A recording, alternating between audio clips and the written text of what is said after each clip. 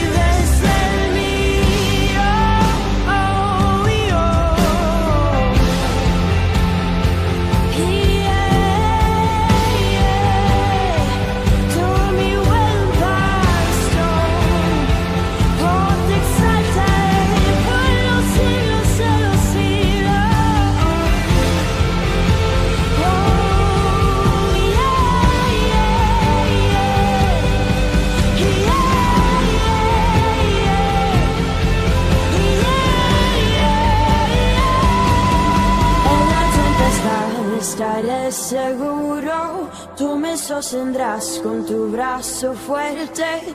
Tú, mi buen pastor, guiarás mis pasos, cuidarás de mí.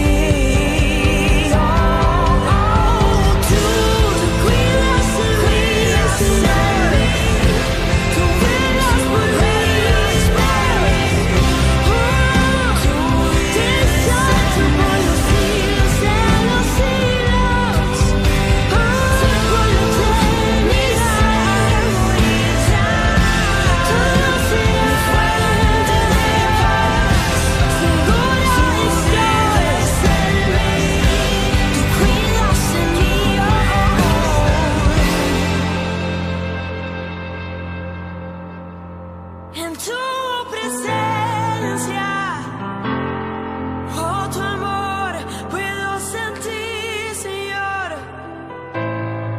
Oh, no importando la situación en la que te encuentres, el Señor será presente, el Señor será presente.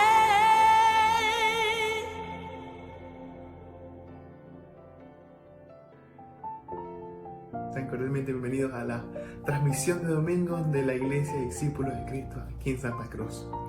No se levanten sus asientos, que ya comienza la transmisión.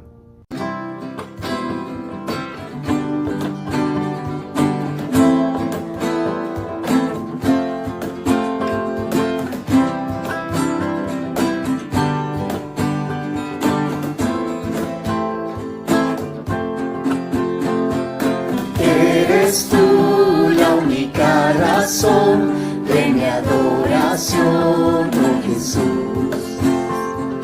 Eres tú la esperanza que anhelé tener, oh Señor. Confío en ti, me has ayudado, tu salvación me has regalado. Hoy hay gozo en mi corazón, con mi canto te alabaré. Te alabaré, te glorificaré. Te alabaré, mi buen Jesús. Te alabaré, te glorificaré, te alabaré, mi buen Jesús. Eres tú la única razón de mi adoración, oh Jesús. Eres tú la esperanza que anhelé tener, oh Jesús. Confío en ti, me has ayudado, tu salvación me has regalado. Hoy hay gozo en mi corazón, con mi canto te alabaré. Te alabaré, te glorificaré, te alabaré, mi buen Jesús.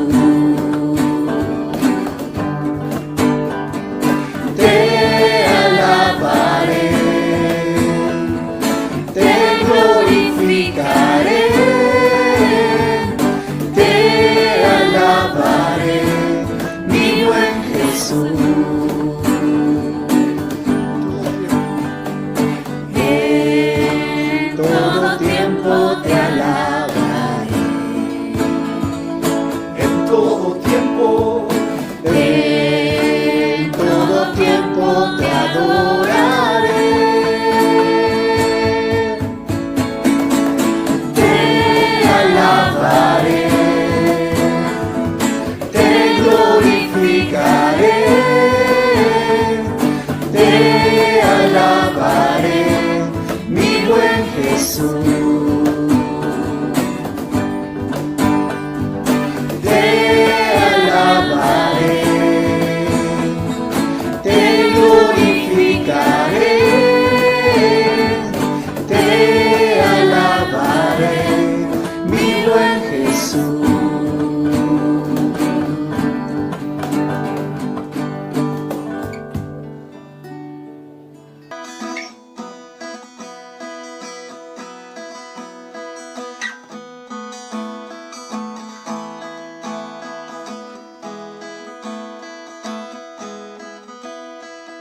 Abre mis ojos, oh Cristo, abre mis ojos, te pido, yo quiero verte, yo quiero verte. Abre mis ojos, oh Cristo, abre mis ojos, te pido, yo quiero verte. Yo quiero verte y contemplar tu majestad y el resplandor de tu gloria.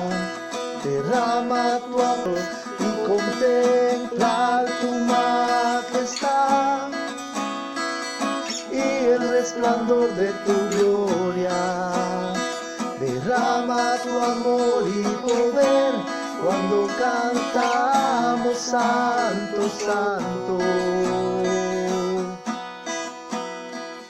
Santo, santo, santo. Santo, santo, santo. Santo, santo, santo, santo, santo, santo, santo, santo, santo, yo quiero verte.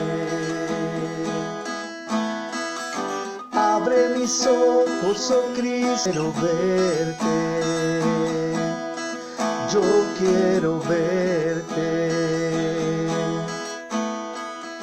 Abre mis ojos, oh Cristo, abre mis ojos, te pido, yo quiero verte, yo quiero verte y contemplar tu majestad y el resplandor de tu gloria.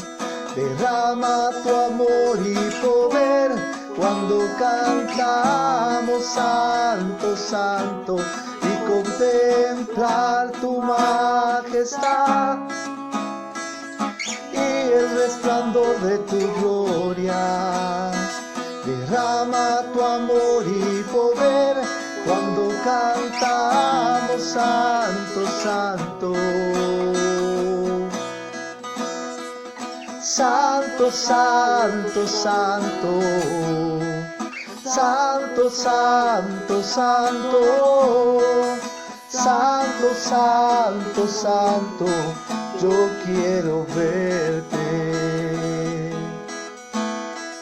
Santo, santo, santo, santo, santo, santo, santo, santo, santo, yo quiero verte.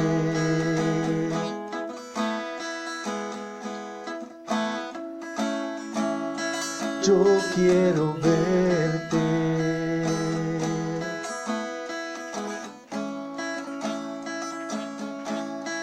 Yo quiero verte.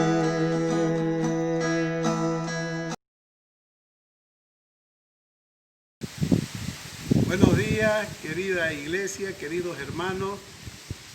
Queremos dar gracias a Dios por este lindo clima. Dios me los bendiga. Quiero compartir una escritura en esta mañana al lado de mi esposa, mi compañera, que está en el Salmo 27 del 1 al 5. Buen día, querida iglesia, el Señor los bendiga. Y así como dijo mi esposo, les voy a leer el Salmo 27 del 1 al 5. El Señor es mi luz y mi salvación. ¿De quién podré tener miedo? El Señor defiende mi vida. ¿A quién habré de temer?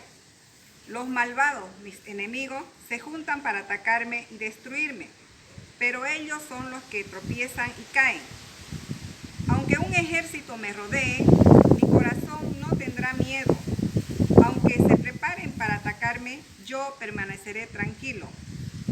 Solo una cosa he pedido al Señor, solo una cosa deseo: estar en el templo del Señor todos los días de mi vida, para adorarlo en su templo y contemplar su hermosura. Cuando lleguen los días malos, el Señor me dará abrigo en su templo. Bajo su sombra me protegerá. Me pondrá salvo sobre una roca. Amén, hermano. Amén. Bien, como ella lo acaba de leer, es uno de los salmos más hermosos que a mí me tocó mucho en mi vida. Uno, porque nos da la seguridad como hijos de Dios, que vamos a estar protegidos por Él. Y otra cosa que también dice en el 4, solo una cosa he pedido al Señor, solo una cosa deseo: estar en el templo del Señor todos los días de mi vida. Y eso debe ser el deseo de cada uno de nosotros, estar en el templo de Dios para poder alabar y contemplar su hermosura. Amén. Con esto, mis hermanos, queremos darle la cordial bienvenida a la Iglesia de Cristo en Santa Cruz. Vamos a terminar con una oración. Amén. Querido y amado Padre Celestial, estamos en esta linda mañana, por este medio, Señor, poder llegar a todos los hermanos y a todas aquellas personas que nos visitan. Muchas gracias, Señor, por este día que nos das y poder compartir tu escritura y poder escuchar. Pedimos, Señor, que bendigas todo el día, que bendiga, Señor, el servicio, bendigas a nuestros pastores, a los líderes, a todos, Señor, aquellos que están en este momento y también a los que no están. Muchas gracias por este tiempo, Señor, que vamos a tener de servicio. Todo esto te lo pedimos en el nombre de Cristo Jesús. Amén y amén. Amén.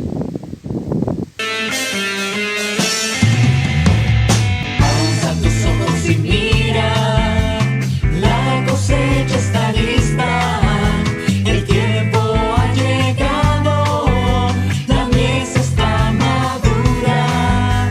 Esfuérzate y sé valiente, levántate y predica a todas las naciones que Cristo es la vida y será. Llena la tierra de su gloria, se cubrirá como las aguas cubren la mar y será. Llena la tierra de su gloria, se cubrirá como las aguas cubren la mar. No hay otro nombre dado a los hombres. Jesucristo es el Señor y será. Llena la tierra de su gloria, se cubrirá como las aguas cubren la mar y será. Llena la tierra de su gloria, se cubrirá como las aguas cubren la mar. Muy buenos días a todos, queridos amigos, queridos hermanos. Es una alegría poder saludarlos a cada uno por este medio. La verdad que en este momentito vamos a tocar unos 3 minutos para hablar sobre algo importante, sobre las ofrendas. Para eso quería que me acompañen en una escritura que está en Lucas 21, del 1 al 4. Dice así: Jesús estaba viendo a los ricos echar dinero en los cofres de las ofrendas y vio también a una viuda pobre que echaba 2 moneditas de cobre. Entonces dijo: de veras les digo que esta viuda pobre ha dado más que todos, pues todos dan ofrenda de lo que les sobra, pero ella en su pobreza ha dado todo lo que tenía para vivir. Amén. Wow. La verdad que esta escritura nos deja una enseñanza muy importante y desafía nuestros corazones, desafía mi corazón, porque aquí vemos que muchas personas estaban dando sus ofrendas. Dice que muchas personas ofrendaban mucho dinero, pero también dice que una viuda pobre se acercó y dio 2 moneditas de cobre. Y aquí Jesús estaba mirando y dice que esta viuda había dado más que todo lo que estaba mucho dinero. Aquí hay un punto muy importante, amigos hermanos. Podemos ver que Dios no mira la cantidad que tú des. Dios mira tu corazón. Dios mira lo que tú estás ofrendando, cómo lo estás haciendo. Porque aquí vemos que esta viuda pobre dio solamente 2 moneditas de cobre, pero había dado todo, dice, más que todo. La verdad que esta viuda pobre, me pregunto qué se le estaba pasando por la cabeza, o en qué estaría pensando para dar todo lo que tenía, dice, para vivir. Pero yo aquí veo y rescato y sé que esta viuda pobre estaba confiando en Dios, que su confianza estaba en Dios y no en el dinero o lo que el dinero le podía dar, sino que su confianza estaba en Dios. Y eso me reta mucho, porque podemos pensar que nosotros no podemos tener mucho para poder ofrendar, o podemos tener cabalito o lo suficiente, no tenemos lo suficiente para dar nuestra ofrenda. Pero aquí vemos que Dios no mira la cantidad. Con lo poco que tú des, muchas personas pueden ser bendecidas, pero más bendecidos somos nosotros cuando damos nuestras ofrendas. Esta viuda era muy agradecida y nosotros tenemos que ser agradecidos. Al ofrendar, nosotros mostramos agradecimiento a Dios. Amigos, los dejo con esta escritura y que nos ayude a poder reflexionar y poder aprender sobre esta viuda.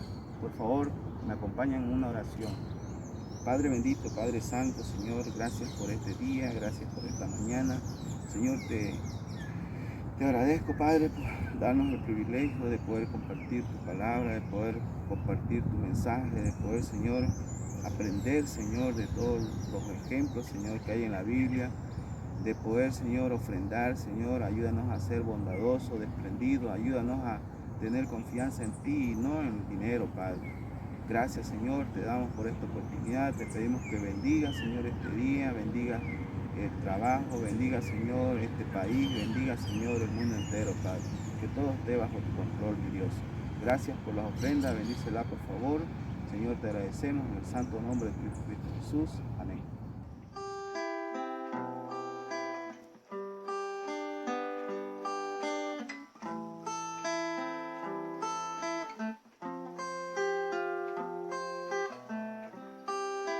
Dios de mi corazón,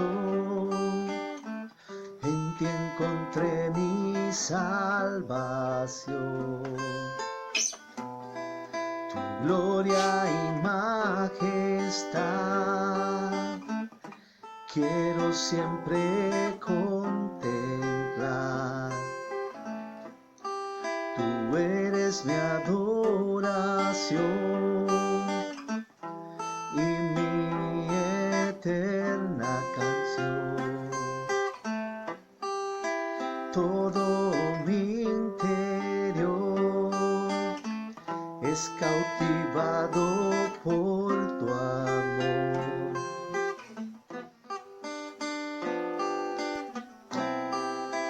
Eres Dios eterno, solo tú eres bueno, Dios incomparable eres tú. Nunca me separaré de tu gran amor, eres mi Señor, mi Salvador.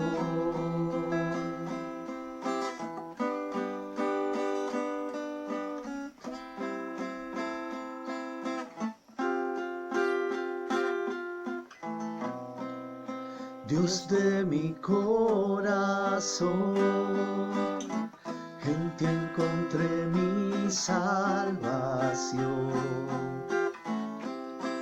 Tu gloria y majestad quiero siempre contemplar. Tú eres mi adoración y mi eterna canción. Todo mi interior es cautivado por tu amor.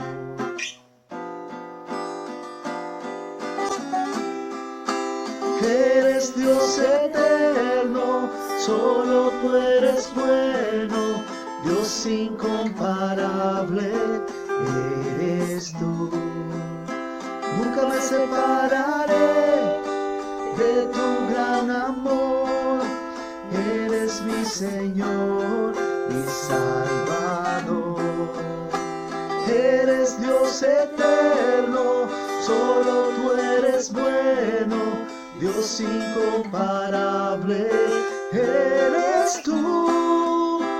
Nunca me separaré de tu gran amor, eres mi Señor, mi Salvador.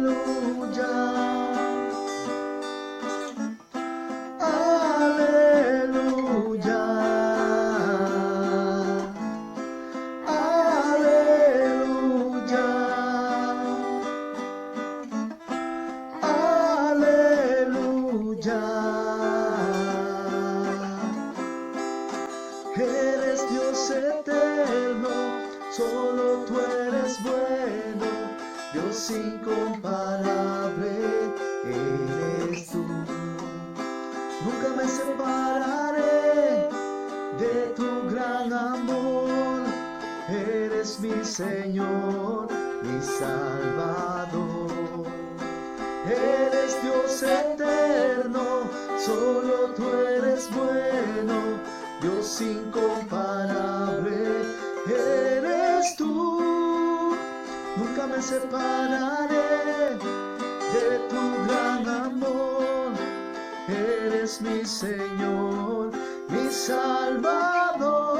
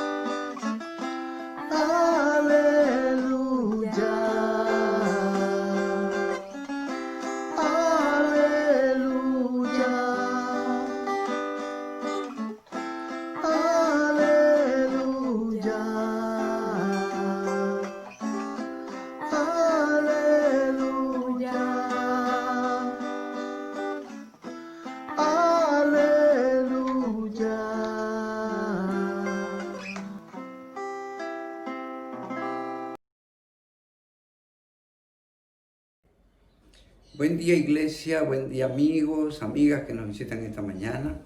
Nos toca celebrar la Santa Cena. Para esto debemos recordar la muerte de Jesús a través de la palabra de Dios en la Biblia y podemos leer en Mateo capítulo 27 versículos del 46 al 50. Y dice así: desde el mediodía hasta las 3 de la tarde toda la tierra quedó en oscuridad. A esa misma hora Jesús gritó con fuerza: Elí, Elí, lema sabactani, es decir, Dios mío, ¿por qué me has abandonado? Algunos de los que estaban allí oyeron y dijeron: este está llamando al profeta Elías. Al momento uno de ellos fue corriendo en busca de una esponja. La empapó en vino agrio, la ató a una caña y se la acercó para que la bebiera. Pero los otros dijeron: déjalo a ver si Elías viene a salvarlo. Jesús dio otra vez un fuerte grito y murió. La palabra de Dios dice de que evidentemente Jesús murió. ¿Y por qué murió? Murió por anemia, murió por hipovolemia, por falta de oxígeno, por que totalmente el cuerpo ya no tenía vitalidad. Lo cual significa de que eso debemos valorarlo. Si nosotros leemos la carta que hace Pablo a los de Corintios, como dice en 2 de Corintios capítulo 5, versículos del 14 al 18, dice Pablo: el amor de Cristo se ha apoderado de nosotros desde que comprendimos que uno murió por todos y que por consiguiente todos han muerto. Cristo murió por todos, para que los que vivan ya no vivan para sí mismos, sino para Él, que murió y resucitó por ellos. Por eso nosotros ya no pensamos de nadie según los criterios de este mundo, y aunque antes pensábamos de Cristo según tales criterios, ahora ya no pensamos así de Él. Por lo tanto, el que está unido a Cristo es nueva persona. Las cosas viejas pasaron y se convirtieron en algo nuevo. Todo esto es la obra de Dios, quien por medio de Cristo nos reconcilió consigo mismo y nos dio el encargo de anunciar la reconciliación. En este pasaje nos está enseñando que evidentemente Dios, a través de Jesús, nos reconcilió consigo mismo, con la sangre de Jesús. Y por eso es que debemos valorar mucho que a pesar que estábamos llenos de pecado, el Señor nos perdonó y nos reconcilia con Dios mismo. Lo cual quiere decir que dice que somos nuevas personas al unirnos a Cristo Jesús. Hermanos, no nos olvidemos que hemos sido limpiados totalmente de nuestros pecados. Y eso quiere decir que debemos mantenernos puros, mantenernos limpios de pecado. Debemos reconsiderar que la muerte de Jesús ha pagado el precio de nuestros pecados, lo que era imposible obtener de otra manera. Pero para entender de esto de mantenerlos limpios de pecado, repasemos lo que dice en Mateo 22, que es la parábola del banquete de bodas. En Mateo 22, versículo del 1, 2, 3, y luego pasamos al 8, vamos a ver lo que dice esta parábola. Jesús comenzó a hablarles otra vez por medio de parábolas. Les dijo: sucede con el reino de los cielos como con un rey que hizo un banquete para la boda de su hijo. Mandó a sus criados que fueran a llamar a los invitados, pero estos no quisieron asistir. Luego dijo a sus criados: el banquete está listo, pero aquellos invitados no merecían venir. Vayan pues ustedes a las calles principales, inviten al banquete a todos los que encuentren. Los criados salieron a las calles y reunieron a todos los que encontraron, malos y buenos, y así la sala se llenó de gente. Cuando el rey entró a ver a los invitados, se fijó en un hombre que no estaba vestido con traje de boda. Y le dijo: amigo, ¿cómo has entrado aquí si no traes traje de boda? Pero el otro se quedó callado. Entonces el rey dijo a los que atendían las mesas: átenlo de pies y manos, échenlo a la oscuridad de fuera. Entonces vendrá el llanto y la desesperación, porque muchos son llamados, pero pocos los escogidos. Jesús estaba explicando la importancia de mantenernos puros, de mantenernos limpios. Cuando habla del traje de bodas, está hablando de nuestra santidad frente a Dios. No podemos estar llenos de pecado y pensando que seguimos bien con Dios. Por lo tanto, para compartir la Santa Cena, debemos examinar cómo estamos, cómo está nuestra pureza, cómo está nuestro corazón ante el Señor. Es tiempo que nos arrepintamos cada uno, pidamos perdón para que el Señor nos perdone y mantengámonos puros y limpios. A mí me ayuda mucho esta escritura y cada vez que lo leo me llama la atención que siempre debo mantenerme puro a pesar de las circunstancias, a pesar de que el mundo nos agobie y tuviésemos muchos problemas. No podemos manchar nuestro corazón con los problemas del mundo. Hermano, hermana, espero que para ti también te sirva esta reflexión para tenernos siempre haciendo que nuestra vida espiritual se mantenga pura, santa como quiere el Señor. Acompáñeme por favor en una oración. Santísimo Padre amado, Dios eterno, Dios poderoso, gracias por darnos una oportunidad de pedirte perdón, Señor. Gracias por Jesús, por su sangre, porque Él supo dar todo para que Él perdone nuestros pecados. Gracias por cada amistad que nos acompaña, que ellos son personas que van a entender que también es importante el ser limpiado en nuestro corazón, perdonados nuestros pecados para poder estar en tu presencia, Señor. Bendícenos a cada uno, Padre, y a la familia que correspondemos, y bendice también el pan y el vino que representa el cuerpo y la sangre de Jesús. En el santo nombre, único y sagrado de tu Hijo amado Jesucristo. Amén.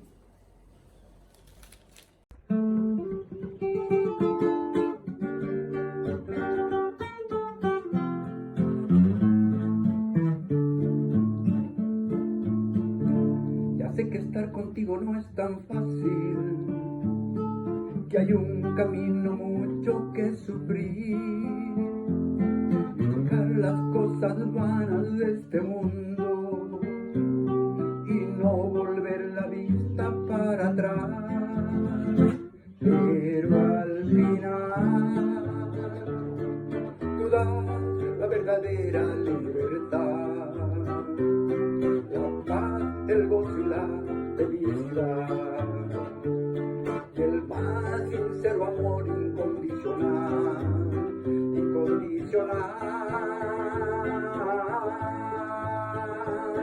Señor, enséñame a querer, también a perdonar y a dar ese amor sin esperar algo igual. Señor, enséñame a querer, también a perdonar y a dar ese amor sin esperar algo igual como tú.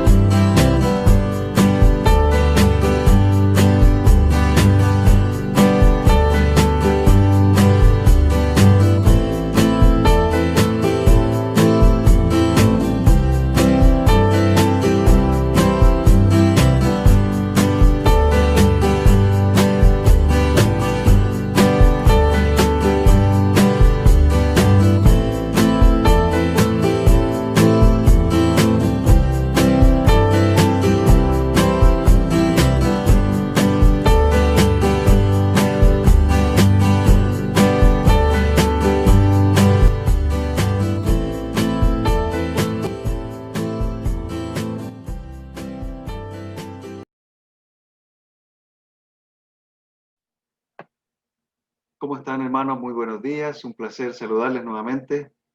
Acompáñenme, por favor, en una oración y vamos a ir a nuestro sermón de la mañana. Padre Santo, buenos días. Queremos saludarte. Te damos gracias, Señor, por poder estar juntos esta mañana, por poder estar compartiendo también con todos los hermanos esta mañana. Te pido, por favor, que tú estés en control del sermón de hoy y que nos permita también aprender muchísimo de tu palabra. Permite que las distracciones, por favor, no nos afecten y que solamente podamos poner atención en todo lo que dice las Escrituras. En el nombre de Jesús oramos. Amén. No todos los cristianos somos verdaderos cristianos. Ponga atención a esto. Y le puede llamar la atención también el hecho de que comience con una declaración así. Pero la verdad es que no todos los cristianos somos verdaderos cristianos. Hay muchas personas hoy en día que se hacen llamar cristianas, pero no necesariamente lo son. Y esto no es cuento nuevo, no es una historia nueva, es una historia antigua, de hecho, en los tiempos de Jesús. Y antes de los tiempos de Jesús, muchas personas se hacían llamar seguidoras de Dios, adoradores de Dios, pero no todos los que decían seguir a Dios, en realidad lo estaban siguiendo a Él. Y en el tiempo del cristianismo, en los tiempos de Jesucristo, ocurría lo mismo. No todas las personas que decían seguir al Señor, en realidad lo estaban siguiendo a Él. De hecho, el apóstol Pablo hace una declaración muy importante en Romanos capítulo 9, versículo 6. Si usted lee conmigo la carta a los Romanos en el capítulo 9, versículo 6, el apóstol dice lo siguiente: ahora bien, no digamos que la palabra de Dios ha fracasado. Lo que sucede es que no todos los que descienden de Israel son Israel. Y él está haciendo una tremenda declaración aquí, porque está diciendo en el fondo, no todos los que dicen ser judíos en realidad lo son. O los que aparentan ser judíos en realidad no lo son. Y lo mismo ocurre con nosotros. Hoy en día, por ejemplo, no todos los que se hacen llamar discípulos son discípulos. No todos los que se dicen cristianos son cristianos. No todas las personas que creen estar en la iglesia son la iglesia. Y es importante reflexionar en esto y espero que hoy día también nosotros podamos reflexionar en lo que significa ser un cristiano, en lo que significa ser un miembro de la iglesia del Señor, en lo que significa ser y hacer lo que Dios dice en las Escrituras. No simplemente aparentar la imagen de alguien que vive de acuerdo a las Escrituras. El Señor fue muy, pero muy enfático al tratar a los religiosos, y en los evangelios podemos verlo, acerca de la apariencia que ellos mostraban para las personas.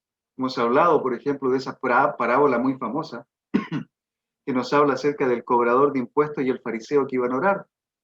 Recordamos siempre, a mí me impacta muchísimo esa parábola, por eso es que la estoy mencionando reiterativamente, porque habla del contraste de una persona que es religiosa y que se adora a sí mismo, no adora a Dios realmente, y de una persona que no es religiosa y que necesita profundamente la gracia de Dios para poder estar tranquilo.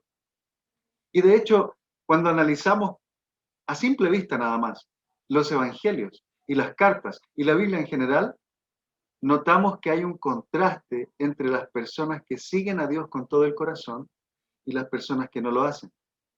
Siempre hay una contraparte en las Escrituras, siempre vemos como la otra parte. Nosotros podemos leer un pasaje, pero al mismo tiempo Jesús, Dios y el Espíritu Santo están mostrando en la palabra que hay una contraparte, hay algo más.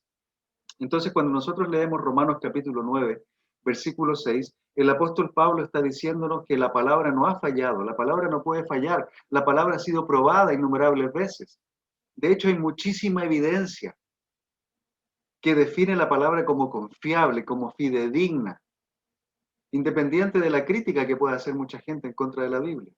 La Biblia es el libro que ha permanecido en el tiempo, que ha soportado tantas pruebas. Y obviamente hoy en día, en este sermón, no vamos a estar hablando acerca de las evidencias a favor de la Biblia, pero muchos de nosotros los cristianos tenemos certeza de que las Escrituras son fidedignas y que vienen de Dios y están para ayudarnos también a nosotros a conocer el camino correcto, el camino de Dios.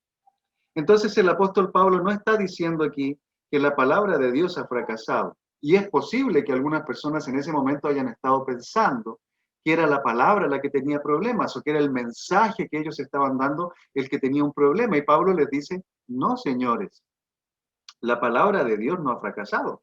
En primer lugar, no puede fracasar porque la palabra es de Dios, no es la palabra del hombre. Entonces la palabra de Dios nunca va a fracasar, nunca va a tener los mismos contraargumentos que podemos recibir con nuestra propia palabra. Lo que sucede es que no todos los que descienden de Israel son Israel.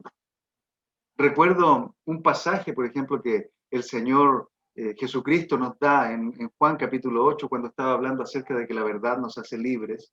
Y los religiosos en ese momento empezaron a discutir porque ellos consideraban que no tenían por qué ser llamados prisioneros, ellos no necesitaban ser libres y eran descendientes de Abraham.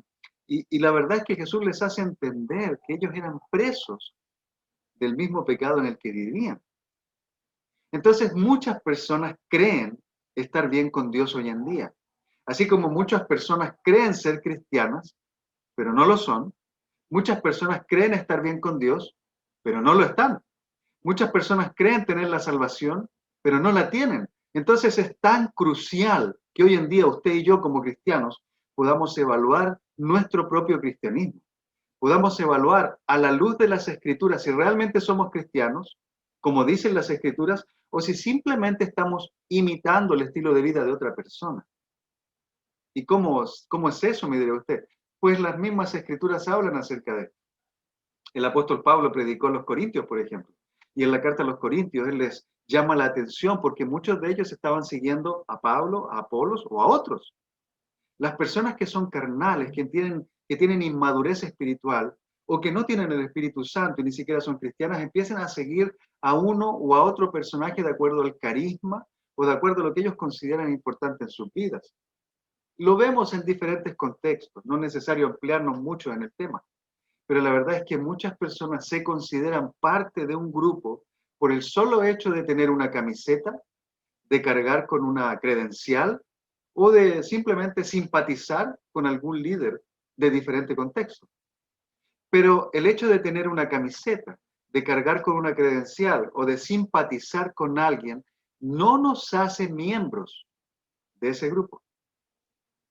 Nos hacemos miembros de ese grupo o de esos grupos cuando entregamos todo nuestro corazón para poder servir de manera integral, completa, en todo sentido, a ese grupo. Y la verdad es que tiene mucho que ver con lo que vamos a hablar hoy día, porque nos hacemos cristianos, no porque nos llamamos cristianos, no porque tenemos una camiseta que dice yo soy cristiano o que dice yo sigo a Jesucristo, o porque en nuestro vehículo, en nuestra movilidad, en nuestro automóvil llevamos un logotipo que indica que lo somos. Ninguna de esas cosas realmente nos hace cristianos. Lo que Pablo entonces está diciendo en este pasaje es que no todos los que dicen que son judíos por fuera, lo eran también por dentro. Por otro lado, no todas las personas que se consideran parte del pueblo de Dios son realmente el pueblo de Dios, y es lo que estábamos hablando hace un minuto. No todos los que se hacen llamar discípulos, por ejemplo, son discípulos del Señor. Uno podría incluso llegar a decir que no todos los que se consideran miembros de la iglesia son la iglesia. Y es que lo que nos hace miembros de la iglesia, lo que nos hace cristianos, tiene que ver muchísimo y en principal instancia con lo que Cristo ha hecho en nosotros. No tiene que ver con lo que nosotros hacemos. Ser cristianos es principalmente por lo que hizo por nosotros el Señor. Porque nosotros no podemos hacer nada para volvernos cristianos, aparte de tener fe, y de hecho la fe también nace de lo que Cristo nos dice en las Escrituras. Así que al fin y al cabo todo tiene que ver con Dios, empieza con Dios, termina con Dios y evoluciona con Dios.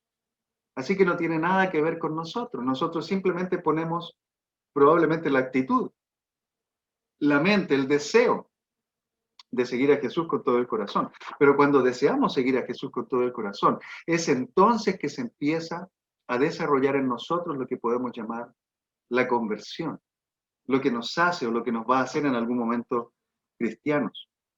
Para muchos religiosos, por ejemplo, en tiempos de Jesús, la apariencia era más importante que el corazón. Fíjese en un pasaje que encontramos dentro de todos los que podemos encontrar, pero centremos por favor en uno hoy día. trae a mi memoria esta escritura, o viene a mi memoria esta escritura de Primera de Samuel, capítulo 17, versículo 6, donde se nos dice, no te dejes impresionar por su apariencia ni por su estatura, pues yo lo he rechazado. La gente se fija en las apariencias, pero yo me fijo en el corazón. ¿Sabe? Dios sí se fija en el corazón, Dios sí se fija en lo que hay dentro de nosotros. Dios se fija en las motivaciones que tenemos para hacer lo que hacemos. Dios se fija en la actitud que tenemos al momento de hacer o decir algo. Al momento de orar, por ejemplo, Dios se está enfocando en la actitud que hay en nuestro corazón.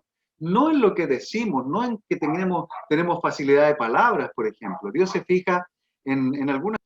La primera característica, y quiero compartir 4 características el día de hoy con usted. La primera característica de estas 4 que voy a compartir hoy día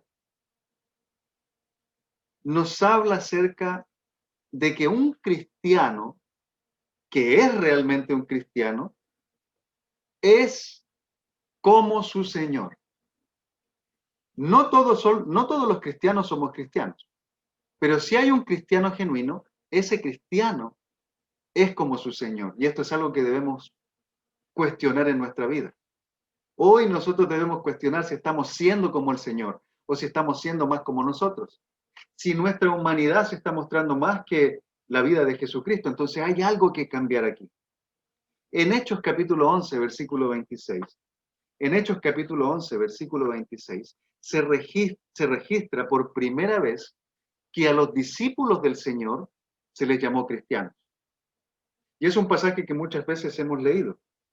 Pero si no lo he leído, por favor vaya a Hechos capítulo 11, versículo 26, y se va a dar cuenta que los discípulos estaban enseñando, predicando, haciendo lo que hacían como cristianos, como discípulos en ese momento, pero la comunidad donde ellos se encontraban los empezó a llamar cristianos. Ahora, la palabra cristiano se refiere a un diminutivo, se refiere a alguien que reflejaba a Cristo. De hecho, les llamaban los pequeños cristianos. Y algunos lo usaban para burlarse, obviamente, porque siempre la gente se burla de lo que no conoce. La ignorancia nos hace burlarnos de las cosas que no conocemos muchas veces. La ignorancia nos hace temer lo que no conocemos y por ende reaccionamos de manera negativa también a ese tipo de cosas. Y en ese momento la gente estaba reaccionando ante el estilo de vida que estas personas, que eran discípulos del Señor, vivían. Y en ese momento, por primera vez, se les llamó cristianos. Y se les llamó cristianos porque actuaban como el Señor. Estos cristianos actuaban como el Señor. La palabra cristianos se refiere a un grupo de personas que pertenecen al partido del Señor. Que pertenecen al partido del Señor. Eran personas que se habían vuelto al Señor, que vivían como el Señor, que reflejaban en sus vidas el carácter de Cristo. Eran personas que habían muerto a sí mismos y producto de toda la enseñanza también que los apóstoles les habían dado, producto del ejemplo que los apóstoles les habían dado. En Hechos capítulo 2 vemos como las personas que primeramente se bautizaron empezaron a ser constantes en la enseñanza, en el partimiento del pan, la comunión, y vemos cómo ellos oraban profundamente, como de casa en casa también compartían y alababan al Señor todos juntos. Vemos como el pueblo, la gente que los rodeaba, los admiraba, pero también les temía. Les temía porque eran personas completamente diferentes. Eran personas que eran realmente como Jesucristo. Fíjese que en Hechos capítulo 4 vemos como los apóstoles, o 2 de ellos habían sido tomados prisioneros también, por los que estaban en contra de Jesucristo y de todo el mensaje que se estaba predicando. Y en Hechos capítulo 4, versículo 13, se nos dice lo siguiente. Los gobernantes, al ver la osadía con que hablaban Pedro y Juan, y al darse cuenta, fíjese cómo dice la Escritura, que vieron la osadía con que hablaban, o sea, eran personas que hablaban de una manera diferente a todos los demás. Tenían convicción, eran personas bien plantadas en lo que decían. Tenían argumentación válida para defender sus puntos de vista. Dice, y al darse cuenta de que eran gente sin estudios, ni preparación, o sea, eran personas comunes y corrientes. No habían ido a la universidad, no tenían títulos, No eran personas que tenían el respaldo de algún maestro judío de ese tiempo. Eran personas normales, como usted y como yo. Algunos de nosotros hemos cursado algunos cursos o carreras con preparación más universitaria que otros, pero esta gente era gente normal. Recuerde que el apóstol Pedro había sido pescador, que Juan también lo era. No eran personas de mucho dinero, no eran personas que tenían gran cantidad de dinero como para ir a las universidades más prestigiosas o para inscribirse en un curso teológico que les enseñara del mejor maestro que había en el momento. Eran personas sin estudios, como dice la Escritura, sin preparación. Quedaron asombrados, los gobernantes quedaron asombrados y reconocieron que habían estado con Jesús. ¿Sabe? En ese tiempo las personas podían reconocer que habían estado con Jesús por el estilo de vida, por la manera de hablar de la gente. Los cristianos eran reconocidos por los demás, no porque andaban con una camiseta o una polera que decía, yo soy de Cristo. No porque andaban con la Biblia debajo del brazo. De hecho, no podrían haber andado con la Biblia debajo del brazo. Tendrían que haber andado con muchos pergaminos debajo del brazo diciendo que era la Biblia. La gente probablemente ni siquiera se daría cuenta que era la Biblia. Estas personas llevaban a Cristo en sus corazones. Sus mentes habían sido transformadas por la influencia del Señor. Y por ende ellos mostraban al Señor en todo lo que hacían. Jesús impactó de tal manera a estos discípulos que se transformaron completamente. Dejaron de ser las personas que eran al principio y se volvieron pescadores de hombres. Recuerde que Jesús los llamó a esto. En Mateo capítulo 4 les dijo, vengan, síganme y yo los haré pescadores de hombres. Y dice la Escritura que al instante lo siguieron. Y ese proceso de conversión, de desarrollo, de entrenamiento, que no fue un entrenamiento formal, sino que fue un entrenamiento en el campo misionero, porque cuando miramos a los discípulos estar con Jesús, no los vemos en una sala de clases. Lo más parecido a una sala de clases probablemente era la casa donde se sentaban a cenar, la sala donde se sentaban a cenar. Pero toda la enseñanza de Jesús fue muy práctica. Jesús utilizó ejemplos de todo lo que podía acceder y que tenía a la mano. Usó a los pájaros para enseñar, usó a las plantas para enseñar, usó a los muertos para enseñar acerca de la resurrección, usó todo lo que tenía disponible, usó las parábolas para referirse a muchas cosas. Pero principalmente, Jesús usó su vida, lo que Él era, quién era, su relación con Dios. Jesús les mostró a ellos lo que en una sala de clases a nosotros no nos pueden mostrar. En 3 años estos hombres quedaron completamente preparados para llevar el ministerio a todos los lugares del mundo. Jesús los preparó y los preparó bien. Pero no solo los preparó académicamente, no solo les hizo cambiar su forma de hablar, su forma de expresarse. No, Jesús cambió sus corazones, cambió sus mentes, las llevó a un nivel diferente, transformó su fe en una fe distinta y puso su expectativa mental en las cosas que recibirían estando con Él en el cielo. Jesús realmente transformó a todas estas personas. A los que eran religiosos, destruyó su religión y los transformó en cristianos, en seguidores de Él.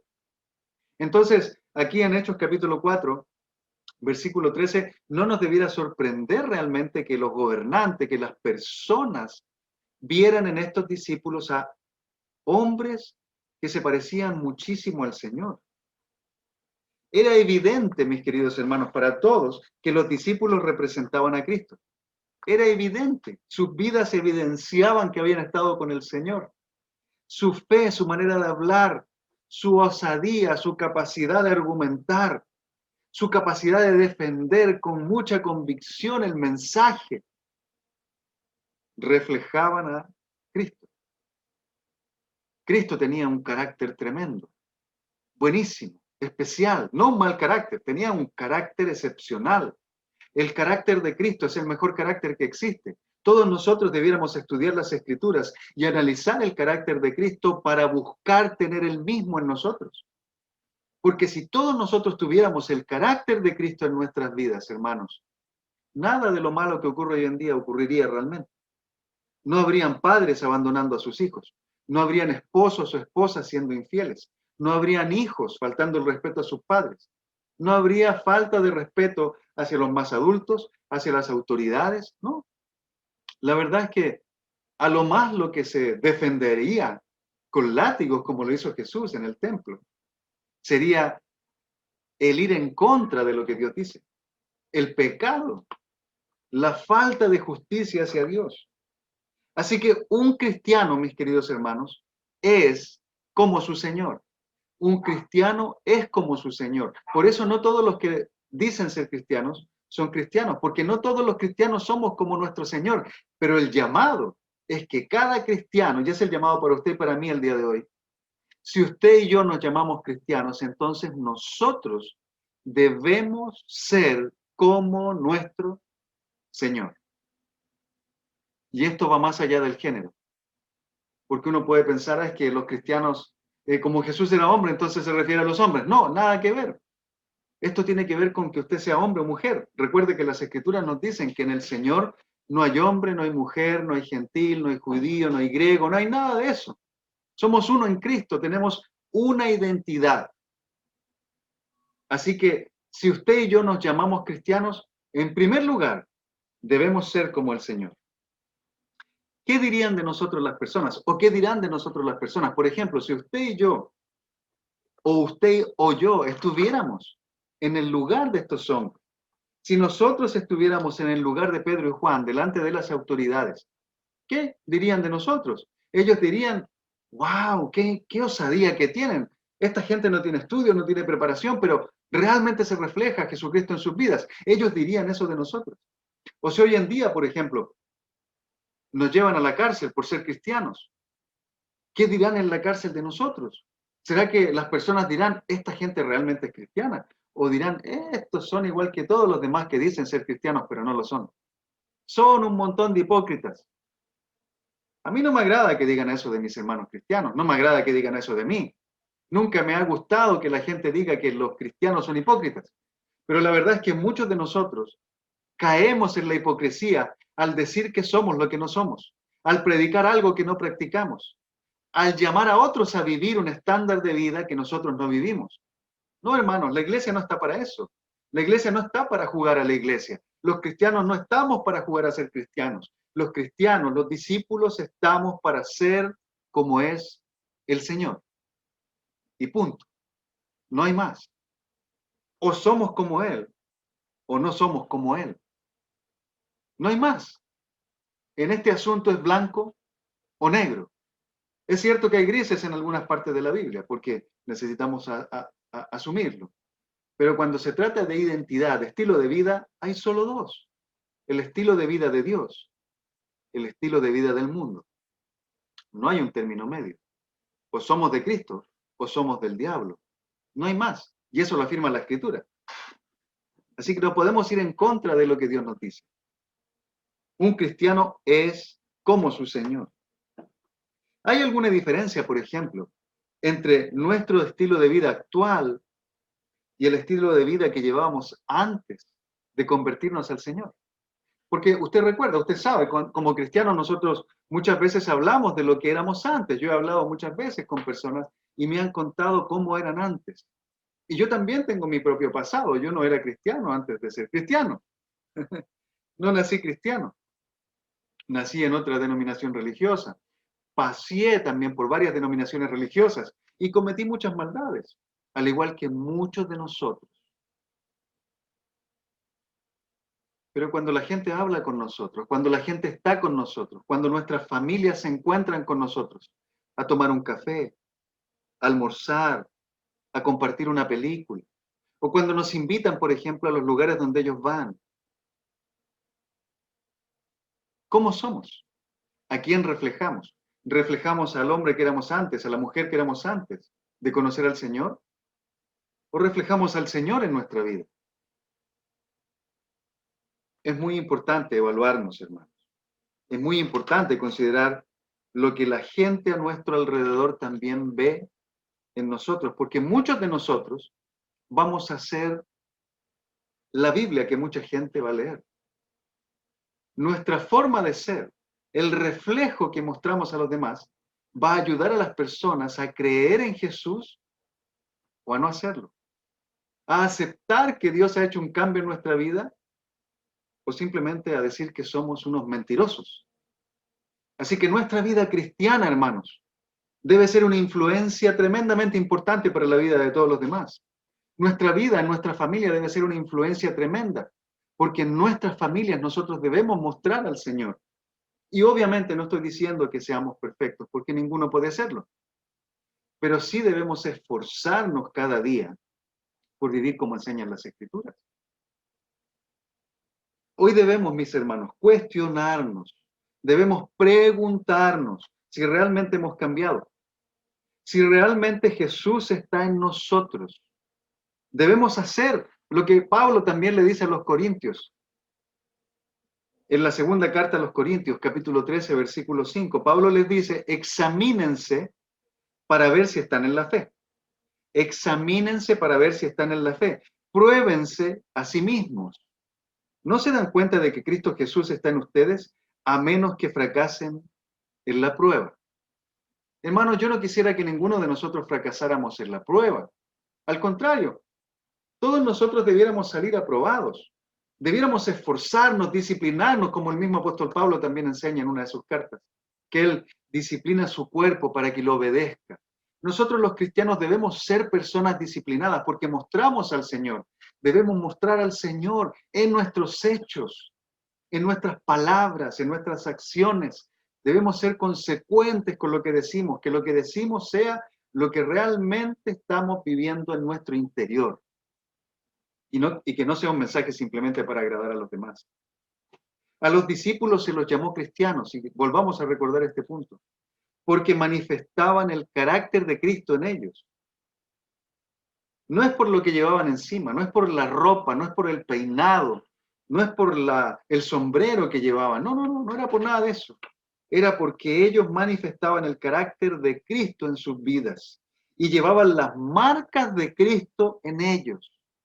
Llevaban la marca del amor, la marca del servicio, del sacrificio, de la entrega total, del compromiso con Dios en primer lugar, con las personas que estaban ahí en la comunidad, con los que no eran cristianos.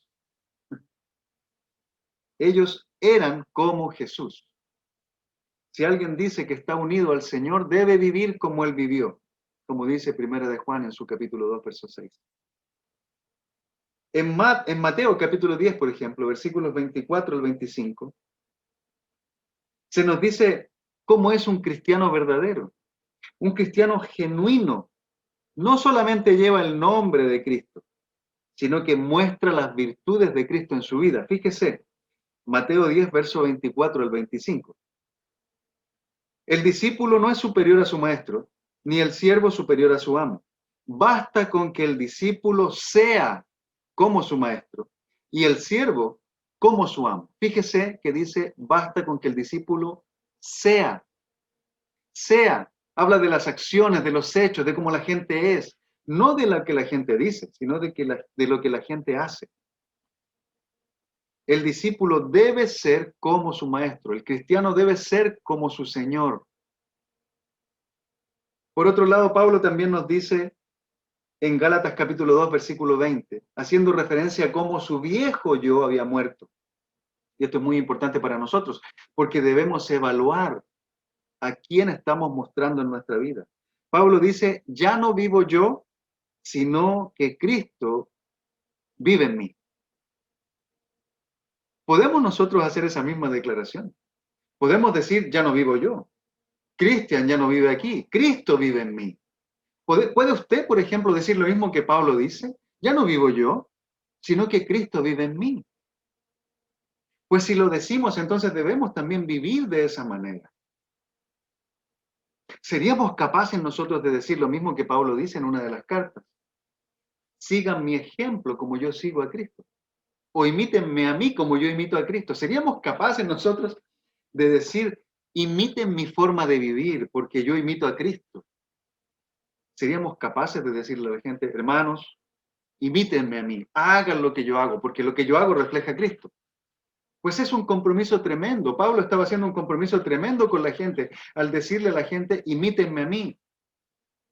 Porque en realidad lo que él estaba diciendo es que imiten al Cristo que se ha desarrollado en él, que Cristo está en él. Gálatas lo dice, ya no vivo yo. Así que cuando él dice, imítenme a mí, en realidad les está diciendo a los hermanos, imiten al Señor, así como yo imito al Señor. Sean como yo, así como yo soy como él. Hermanos, ¿quién vive en nosotros? ¿Quién vive en nosotros? Claro, rápidamente podemos decir si nos hemos convertido y bautizado. El Espíritu Santo vive en nosotros, pero ¿realmente el Espíritu Santo vive en ti? El Espíritu Santo vive en nosotros. Porque si el Espíritu Santo vive en nosotros y lo dejamos actuar en nuestra vida, entonces va a transformar completamente nuestra vida. Y si Él está transformando nuestra vida, está formando a Cristo en nosotros y los frutos o el fruto del Espíritu Santo se está mostrando también en nosotros. Pero si el fruto del Espíritu Santo no se está mostrando en nosotros, y hablo de mostrar, si el amor, la paz, la paciencia, la amabilidad, el dominio propio y todos los frutos o el fruto del Espíritu Santo no se muestra en nosotros, entonces ¿será que el Espíritu Santo está en nosotros? Y si es que está en nosotros, ¿será que lo estamos dejando desarrollarse? ¿O nuestro propio hombre, nuestra humanidad, nuestra carnalidad está aplastando el Espíritu de Dios? Evalúese, evaluémonos, porque un cristiano genuino debe ser como el Señor.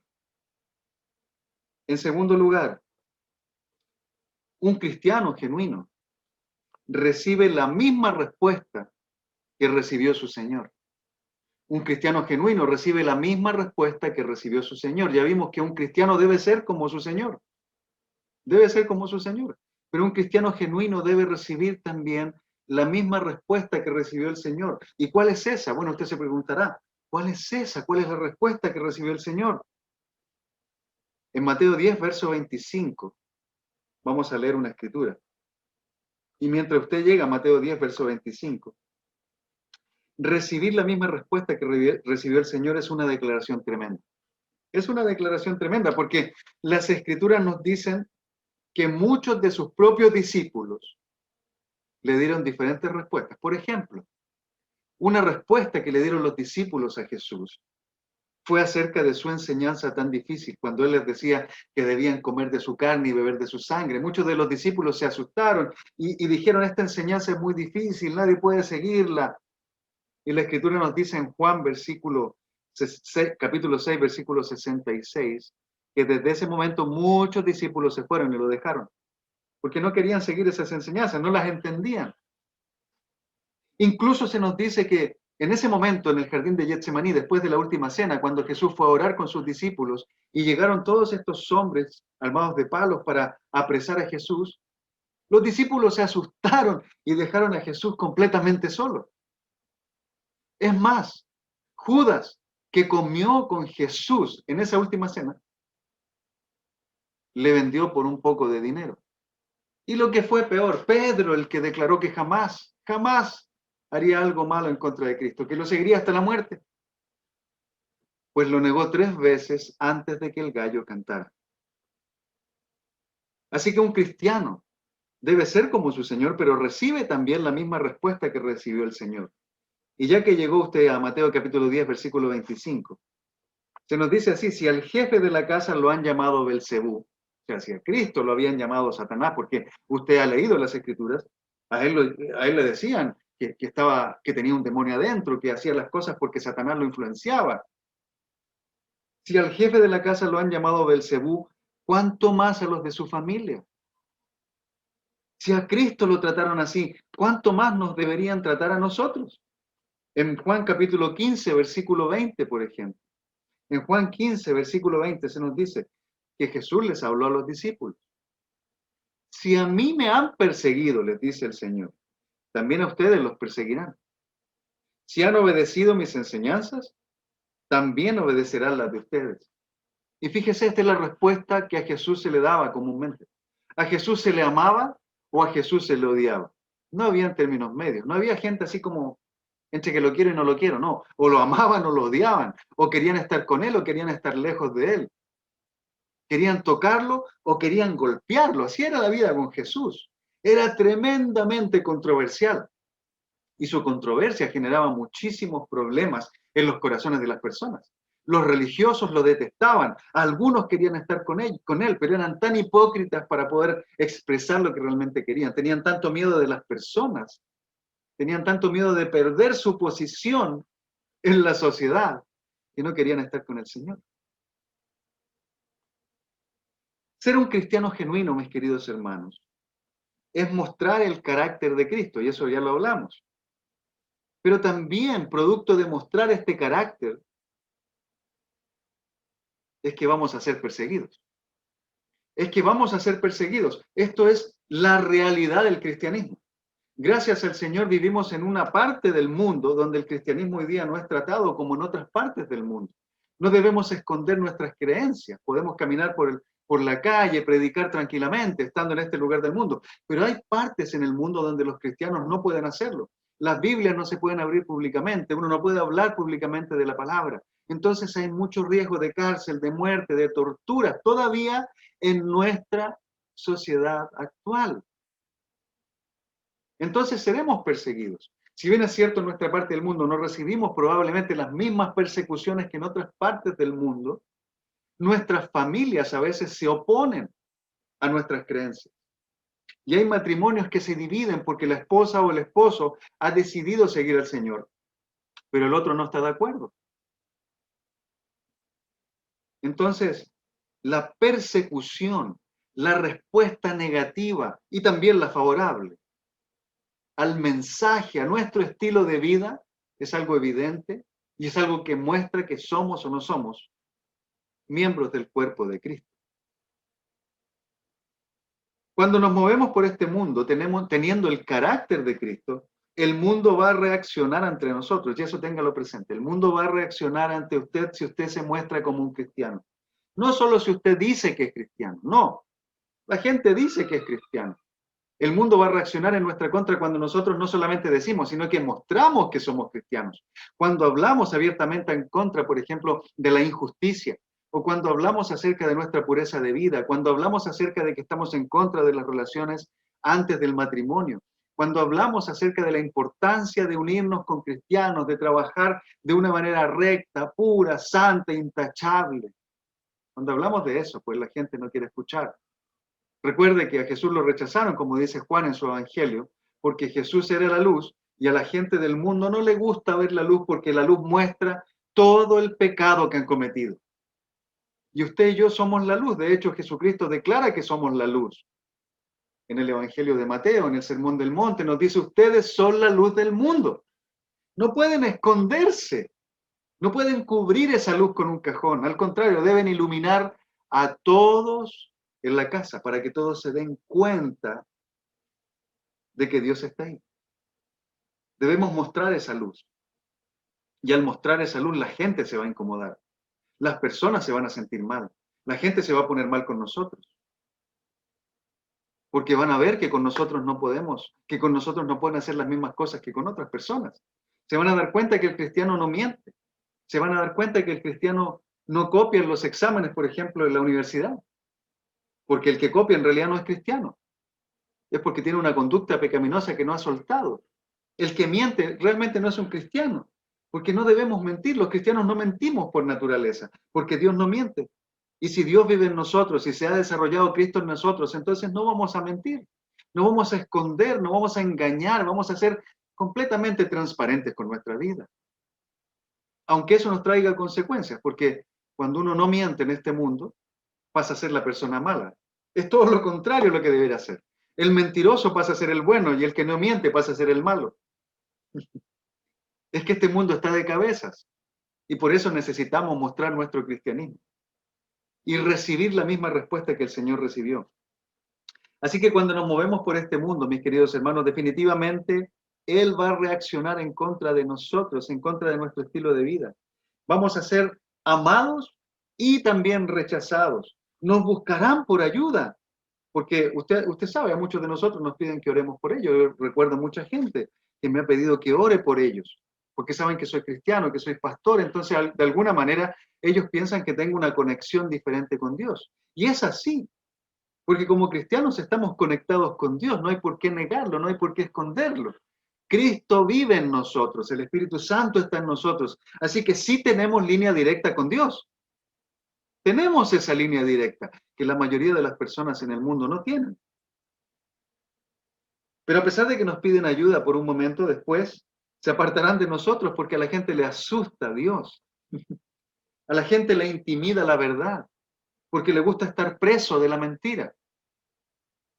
Y los cristianos no acostumbramos a estar presos. Somos hombres y mujeres libres. Cortamos con todo ese yugo del pecado y esclavitud que teníamos antes de ser cristianos. Hoy en día somos libres y disfrutamos y vivimos nuestra libertad, porque somos libres en Cristo, somos nuevas criaturas, nuevas creaciones, nuevas personas en el Señor. Y como somos nuevos, tenemos un estilo de vida diferente, muy distinto al resto de las demás personas. Y eso al mundo no le gusta. Y como el mundo sigue a Satanás, pues el mundo está influenciado por el maligno. Y siempre, siempre, siempre, siempre el mundo va a ir en contra del cristiano. Así que no hay que asombrarse de las persecuciones que tendremos. El apóstol Pedro, el apóstol Pablo, el apóstol Juan, Judas y todas las cartas que tenemos en el Nuevo Testamento hablan acerca de la persecución que vamos a tener. Jesús mismo está hablando aquí en las Escrituras, que si a Él lo persiguieron, a nosotros también. Pero si a Él lo obedecieron, también van a obedecer el mensaje que viene de Él por medio de nosotros. Si a Él lo amaron, también nos van a amar. La cosa es así, mi hermano. Pablo nos dice, los sufrimientos ligeros y efímeros que ahora padecemos producen una gloria eterna que vale muchísimo más que todo sufrimiento. Así que no hay sufrimiento en esta vida que valga la pena no sufrir, porque en algún momento esos sufrimientos van a terminar. Y vamos a estar con Dios. Vamos a estar con Él. Un cristiano genuino, hermanos, es como su Señor. Muestra el carácter del Señor a los demás. Y también recibe el trato que recibió su Señor. Pero un cristiano genuino, además de esto, no tiene miedo al mundo. No tiene miedo al mundo. En Mateo capítulo 10, versículo 28, se nos da una escritura tremenda. Así que vaya conmigo a Mateo 10, versículo 28. Jesucristo le dice a las personas en ese momento, porque habían algunos que estaban atemorizados de lo que los demás podían hacer o decir, de los religiosos y de la autoridad que esos religiosos tenían en ese momento. Y Jesús les dice, no teman a los que matan el cuerpo, porque obviamente hay personas que pueden matarnos. Podemos salir a la calle y alguien asalta en una farmacia, en una ferretería, en algún centro comercial, y nos pueden disparar un tiro y morimos. O alguien nos puede asaltar en la calle cuando andamos predicando la palabra y nos morimos. Hay personas que pueden quitarnos la vida. Pero Jesús dice, no teman a los que matan el cuerpo. No le tengan miedo a esa persona. Pero no pueden matar el alma. Teman más bien al que puede destruir alma y cuerpo en el infierno. Un cristiano genuino no le tiene miedo al mundo. Tiene temor de Dios. Los cristianos, hermanos queridos, debemos tener temor de Dios. Debemos tener respeto y reverencia ante Dios. Debemos hablar con Dios como si fuera nuestro papá, con mucha confianza, con mucha libertad, con mucha apertura, pero al mismo tiempo nunca debemos olvidar quién es Dios. Dios es tremendamente grande, no tenemos cómo medirlo. Así que no debemos tener miedo del mundo, más bien debemos tener temor de Dios. Como cristianos, hermanos, el mundo, lo más que puede hacer con nosotros, a lo más que el mundo puede llegar es a quitarnos la vida. No nos puede quitar nada más. El mundo no nos puede quitar la libertad, aun cuando estemos presos en la cárcel. Porque nuestra libertad no depende de las cosas mundanas, sino que de Dios. Nuestra libertad es la libertad que Dios nos dio. Cuando nos volvemos al Señor y nos hacemos sus discípulos, el mundo ya no tiene poder sobre nosotros. El mundo ha muerto para nosotros. No hay razón para tener miedo. a lo que nos puede pasar aquí en la tierra. Obviamente hay cosas que nos dan inseguridad. Si de repente una enfermedad se nos manifiesta y no sabemos por qué se manifiesta ni qué es, o el título, los nombres de las enfermedades, las relacionamos con cosas muy malas. Obviamente podemos tener cierta inseguridad, temor, miedo. Pero más allá de ese temor que el mundo puede manifestarnos, no puede quitarnos la libertad que ya tenemos en el Señor. No puede quitarnos la esperanza, la certeza de que un día vamos a estar con Él en el cielo.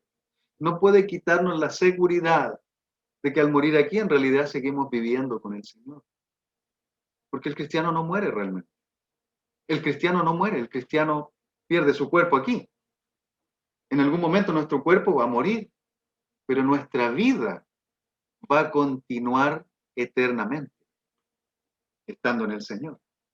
Así que esa es una seguridad que tiene el cristiano y que no tiene el resto del mundo. Cuando el mundo es hostil y nos persigue, por ejemplo, cuando el mundo se pone en nuestra contra, un discípulo genuino, un verdadero cristiano, no tiene miedo. Porque nos hemos entregado completamente al señorío de Jesús, confiando en que Él nos cuida, pase lo que pase. Pase lo que pase. Así que, hermanos, un cristiano genuino es como su Señor. Y quiero repetir estos puntos para que nos queden bien grabados. Es como su Señor. Recibe la misma respuesta del Señor. No tiene miedo al mundo y es leal a su Señor. Un cristiano genuino es leal, pero leal a su Señor. Ahora, ¿cuál es tu Señor? ¿A qué Señor le eres leal? ¿Eres leal a ti mismo y a tus propias convicciones? ¿Eres leal a una relación que tienes con alguien? ¿Eres leal a otras personas? ¿O somos leales a Dios? Recuerda la declaración que hicimos cuando nos bautizamos. Cuando cada uno de nosotros nos volvemos al Señor, declaramos al Señor como nuestro Señor y Salvador. Él es nuestro Señor, nuestra cabeza, el líder de nuestra vida. Y cuando declaramos eso, decimos, Señor, tú eres mi Salvador, yo dependo de ti.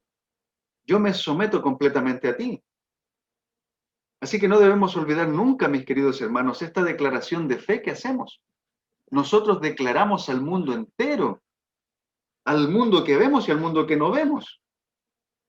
Delante de los demonios declaramos que Jesús es nuestro Señor y por ende nos sometemos a Él. Y somos leales a Él. Jesús dice en Mateo 10, verso 32, a cualquiera que me reconozca delante de los demás, yo también lo reconoceré delante de mi Padre que está en el cielo.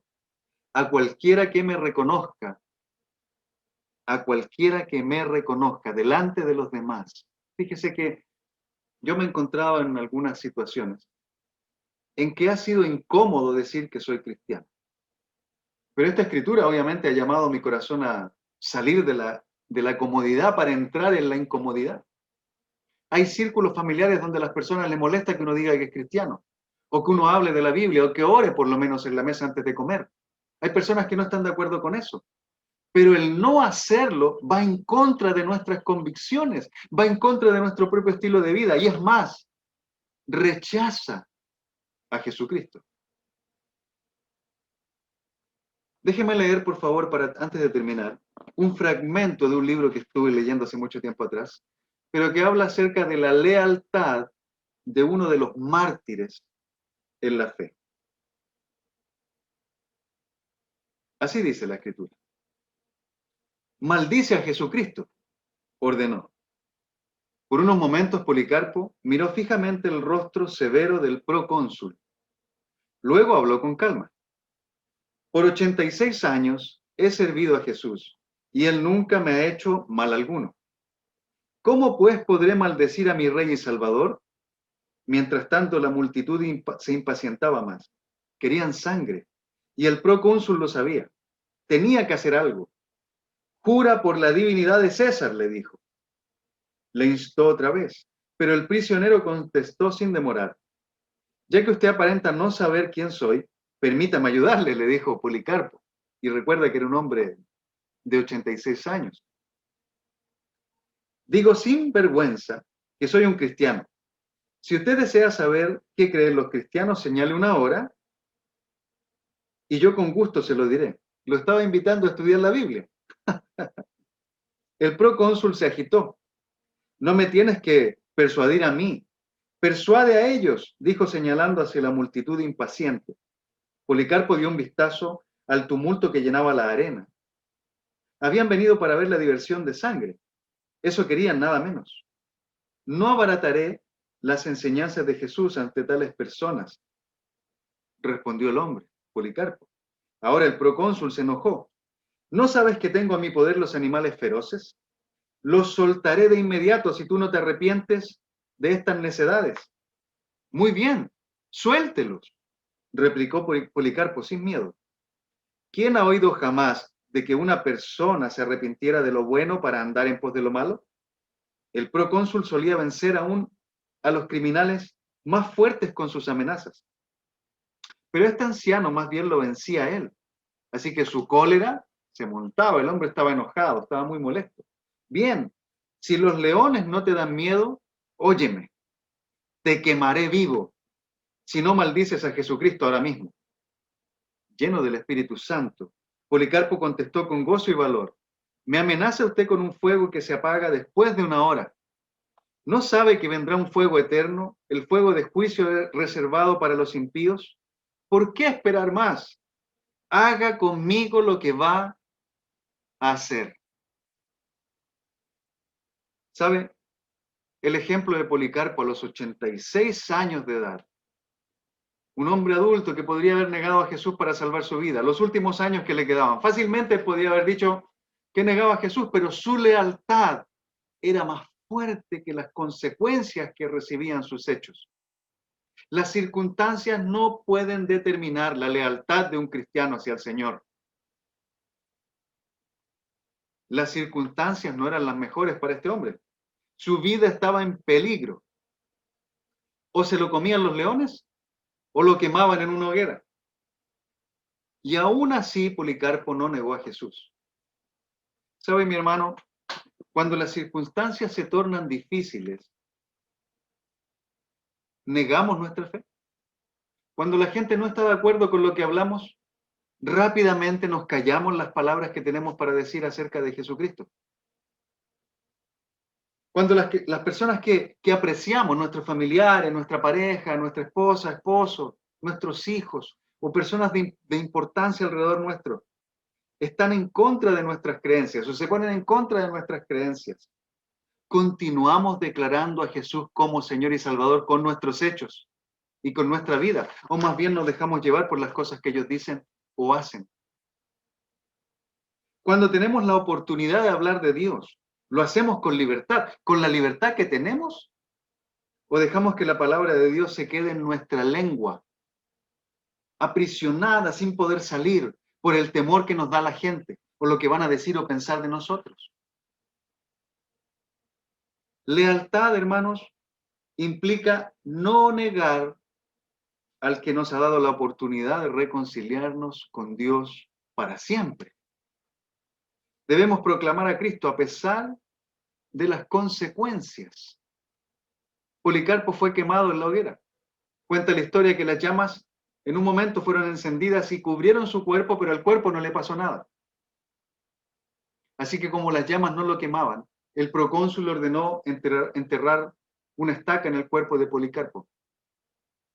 Y dice la historia que al caer la sangre, más bien iba apagando el fuego. La lealtad de un cristiano, mis queridos hermanos, no es algo que Dios tome a la ligera. No es algo que el Señor tome a la ligera. Por eso, recuerden el título de nuestro sermón. No todos los cristianos somos verdaderos cristianos, pero si somos verdaderos cristianos, entonces vamos a mostrar a nuestro Señor. Vamos a ser como el Señor. Vamos a recibir las mismas respuestas que recibió el Señor. Nos van a amar y nos van a odiar. No vamos a temer al mundo, sino que vamos a tener temor de Dios. Y vamos a ser leales a pesar de las consecuencias. Porque el Señor, y no las personas, son las que están en nuestro corazón. Ahora, al terminar, considere las siguientes preguntas. Estas 4 evidencias de un cristianismo genuino son parte de su vida. En segundo lugar, ¿a quién sirve usted? ¿O a quién le está siendo leal? En tercer lugar, ¿tiene miedo de la persecución, por ejemplo, en su trabajo, en la universidad, en el colegio, o con su familia? ¿O tiene miedo de lo que su pareja va a decir porque usted es un cristiano? ¿O de lo que su esposa o su esposa va a decir porque usted quiere seguir al Señor? Pues ¿a quién va a seguir? ¿Al mundo? ¿A sus dioses? ¿A sus relaciones? ¿O va a seguir a Cristo? En cuarto lugar, ¿le preocupa mucho más lo que la gente dirá de usted por ser cristiano? Y por último, ¿tiene el suficiente valor para mostrar su conocimiento de Dios en medio de sus amigos? No todos los cristianos somos cristianos, pero los que sí somos, vamos a mostrar estas evidencias en nuestra vida. Por favor, tome un tiempo, ore, evaluemos nuestro cristianismo, y si hay algo que tenemos que cambiar, pues cambiémoslo hoy día. Que Dios le bendiga, que tenga una increíble tarde, y muchas gracias por su atención. Hasta pronto. Buenos días amigos, mi nombre es Elizabeth Antelo. Quería agradecerles por contactarse con nosotros, entrar a nuestra página web y de esta manera compartir el servicio con alabanza, con adoración a nuestro Señor y sobre todo, ¿no?, el aprender de su palabra, que es algo que nos va a servir para nuestras vidas, y también animarte para que puedas entrar en contacto con nuestros hermanos y de esa manera puedas profundizar la palabra de Dios. Que tengas un bonito día. Hasta luego.